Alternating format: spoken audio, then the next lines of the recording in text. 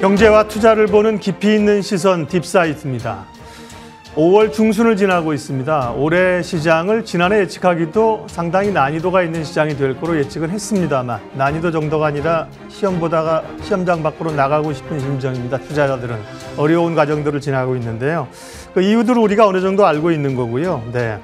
과연 주가 흐름이 어떻게 될까? 추가적인 하락이 있을까? 반등의 조건은 무엇일까? 오늘 이창훈 전 공무원 연금공단 자금운용단장님과 말씀 나누도록 하겠습니다. 어서 오십시오. 네, 안녕하십니까. 사실 지난해 말쯤 사석에서 이렇게 몇 분들과 함께 우려 섞이면서 야, 미국 기술주들이 좀 심상치 않다 그런 얘기를 했었는데 이렇게까지 빠질 줄 몰랐습니다. 올해 기술주의 추락. 애플이 이리저리를 아람코라는 석유회사에 내주는 이런 변화가 최근에 나타났는데요. 시사하는 바를 좀 생각 어떠신지 말씀해 주십시오. 네, 그렇죠. 이제 제가 질문을 좀 잘못했나요?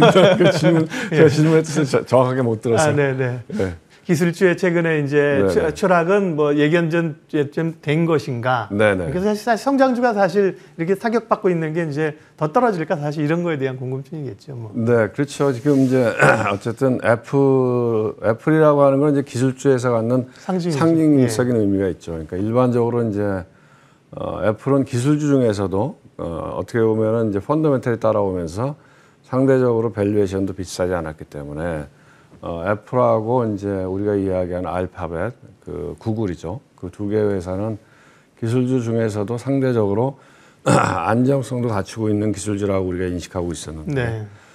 그런 기술주조차도 조정을 받는다고 하는 거는 지금 시장이 굉장히 쉽지 않다. 이런 것들을 시사하는 게 아닌가 이런 생각이 듭니다. 네. 그리고 이제 지금 말씀하신 대로 죄송합니다. 목에 그 애플하고 그 아람코하고 시가총액이 뒷받겠다는 거는 최근에 뭐 보면은 워런 버핏도 자기 포트폴리오 상당 부분을 이런 원자재 관련 주식으로 이렇게 변화를 시켰잖아요. 그래서 지금 시장의 큰 흐름에 있어서 어떻게 보면 그 기술주 중심의 시장에서 어떻게 원자재 중심의 시장으로 약간 주도주가 바뀌는 과정에 있다. 뭐 이렇게 볼 수도 있을 것 같습니다. 네. 그러게 말입니다. 금리가 오르고 금리가 오르는 이유는 뭐 기본적으로 물가 때문이고요. 금리가 많이 오르면서 성장주들이 큰 타격을 받고 있습니다. 성장주는 어떻게 해야 되는 것인가 또 차차 여쭤볼 거고요. 뭐 미국도 미국이지만 국내 증시가 좀 덜 떨어졌다고나 하나 사실은 힘겨운 과정들을 겪고 있고 오늘 주제는 주가가 좀 반등, 추세적인 상승은 아직 어려워 좀 급반등할 수 있는 선결돼야 될 시장의 조건은 무엇일까? 이게 메인 화두인데요. 단장님 어떻게 생각하세요?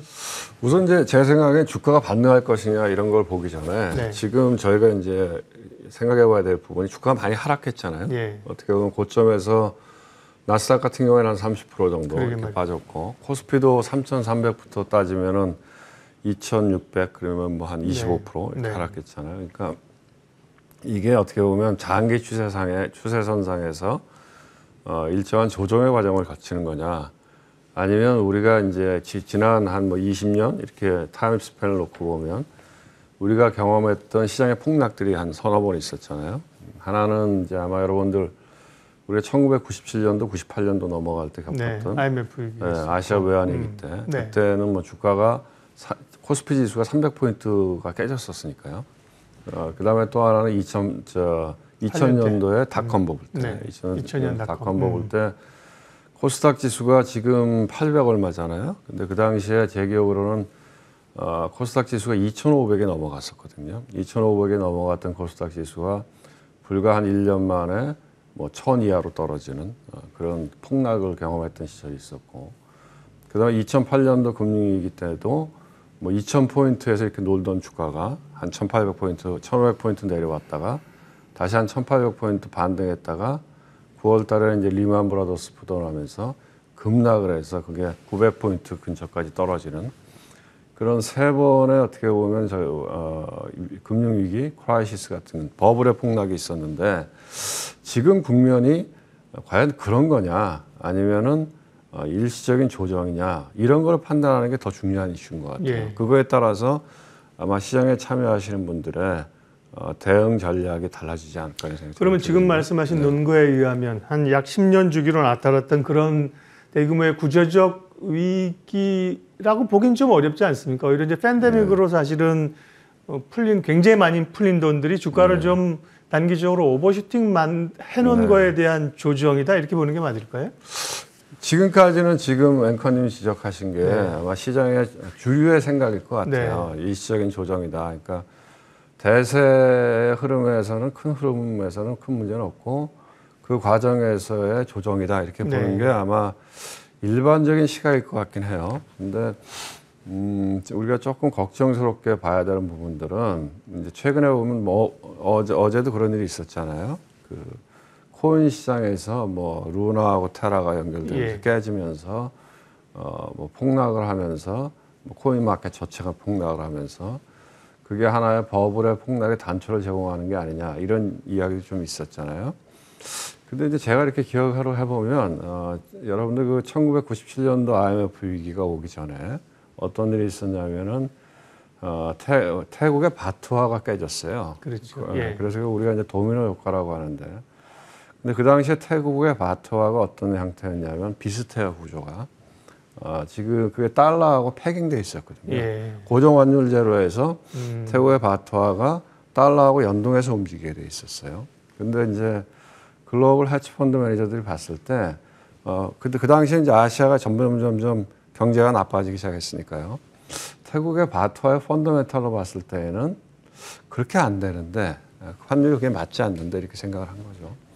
그 당시에 우리나라에서도 바트와 연결된 구조화 상품들을 증권회사들이 꽤 많이 팔았어요.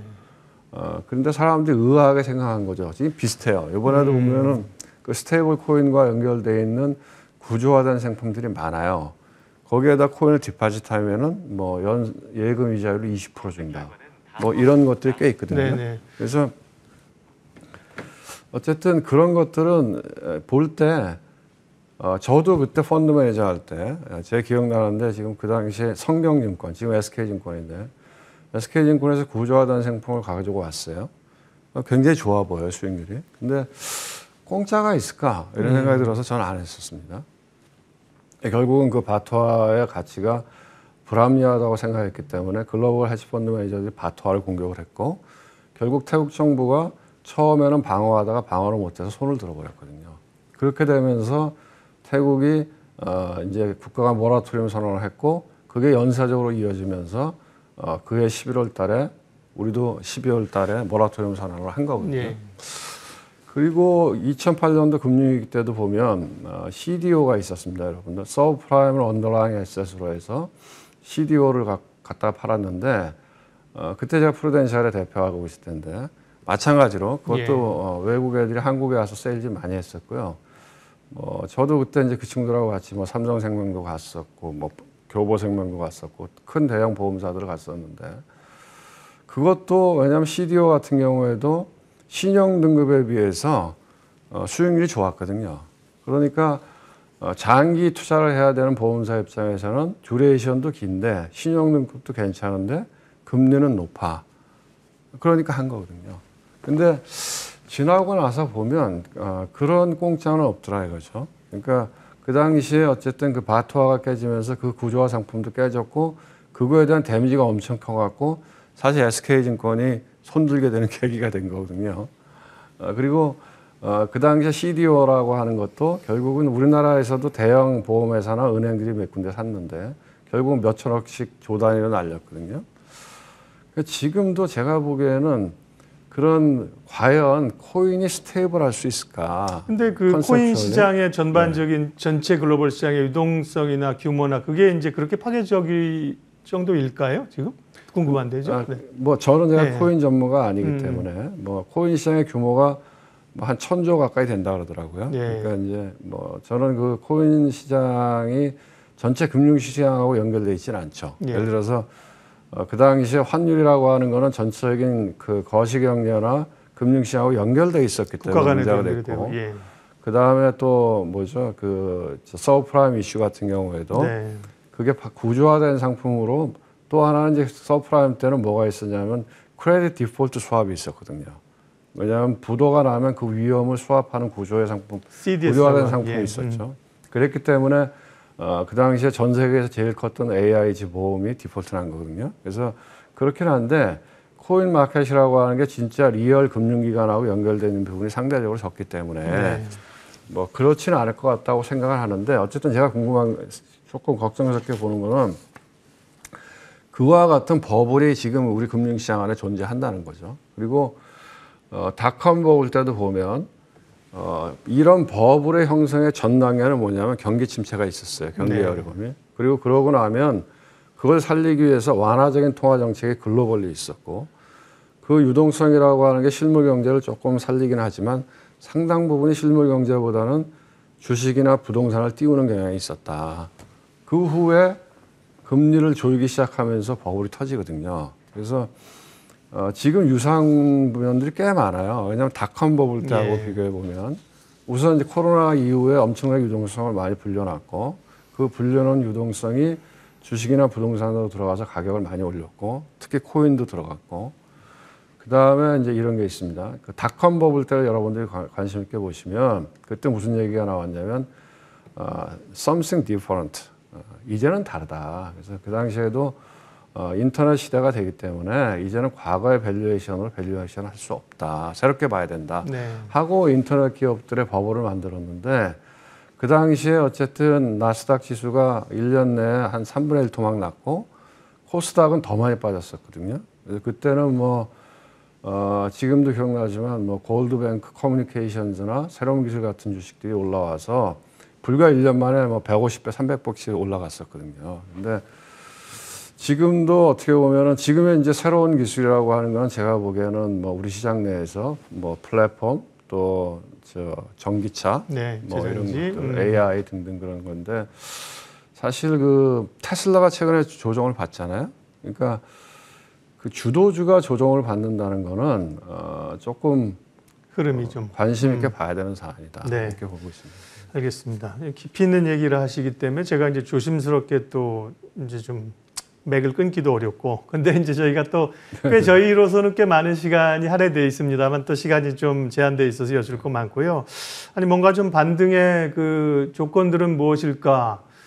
어려운 가운데 희망을 좀 찾아보려고 모셨는데 무시무시한 얘기를 하셔가지고 반등의 조건은 제가 생각에 반등의 조건은 기술적인 반등은 나올 거예요. 왜냐하면 지금 보시면 그 뉴욕에 상장되어 있는 그 MSCI 코리아 인덱스 ETF가 있습니다. 네. 그거는 이제 달러 표시이기 때문에 환율과 우리 그 지수를 같이 종합해서 볼 수 있는 건데 그 ETF의 가격을 보면은 지금 시세가 한 코로나 이전 시세예요.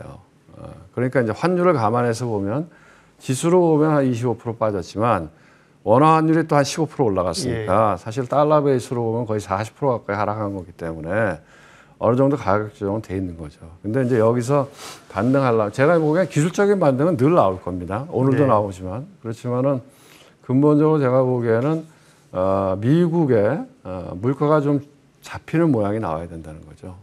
뭐 조금 떨어졌다 이게 아니라 안 되고. 그다음에 두 번째로는 중립금리가 2.5 내지 3.5를 얘기하잖아요.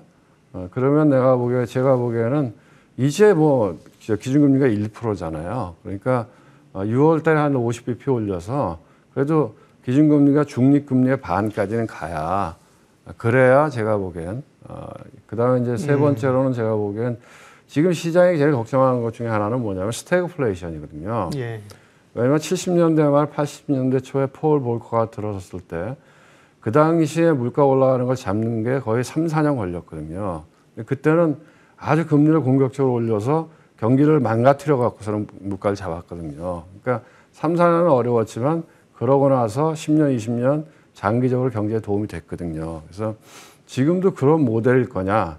지금 왜냐하면 연준에 대해서 사람들이 잘 믿지를 못하잖아요. 그러니까 어제도 뭐 파월 의장이 약간 자신 없는 얘기를 했거든요. 그러니까 지금 시장이 생각할 때는 미국의 연준이 이걸 핸들해 나가면서 금리를 올리더라도 시장이 경제가 망가지지 않도록 연착륙할 수 있다는 신뢰가 생기면 시장 올라갈 수 있죠.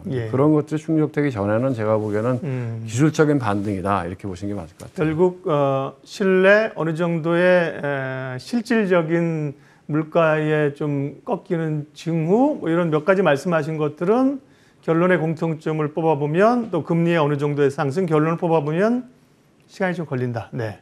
단기적, 네, 그러니까 지금보다는 제가 보기엔 최소한 6월달 금리 한 번 더 올리고 나서 네. 판단하는 게 맞지 않나 이렇게 보고 있습니다. 네. 오늘 딥사이트 이창훈 단장님 만나 뵙고 있고요. 네. 파트 2로 가겠습니다. 파트 1에서도 시장 반등 조건이나 정책적인 얘기도 많았는데 뭐 그 정도 하실 말씀들 중요한 키워드는 다 하셨고요. 저희 그 질문 가운데 뭐 저도 질문 작성 과정 가운데 참여하고 우리 작가님이나 뭐 PD님, 우리 PD의 질문이 있습니다. 긴장된 질문이 이 코너의 제일 PD의 질문이거든요. 장을 판단하는 나름대로의 다 기준이 다릅니다. 어떤 사람은 거시 경계를 보고 뭐 기본적으로 실적이겠지만 이창훈 단장님은 시장의 큰 추세를 판단하실 때 어떤 그 근거나 지표들을 좀 기준으로 삼으십니까? 이게 우리 PD의 질문입니다. 그렇죠. 이제 첫 번째로는 이제 우리가 늘 얘기하지만 시장을 예측하려고 하지 말고 시장을 해석하려고 노력하자 이렇게 얘기하잖아요. 왜냐하면 시장을 우리가 예측한다는 건 거의 불가능에 가까우니까 그래서 저도 이제 시장에서 이루어지는 사안을 보고 그걸 해석하려고 노력을 하거든요. 그래서 이제 저는 생각에 이제 시장을 움직이는 큰 축은 두 가지라고 봅니다. 이제 세 가지 정도라고 보는데요. 하나는 뭐냐면 펀더멘탈.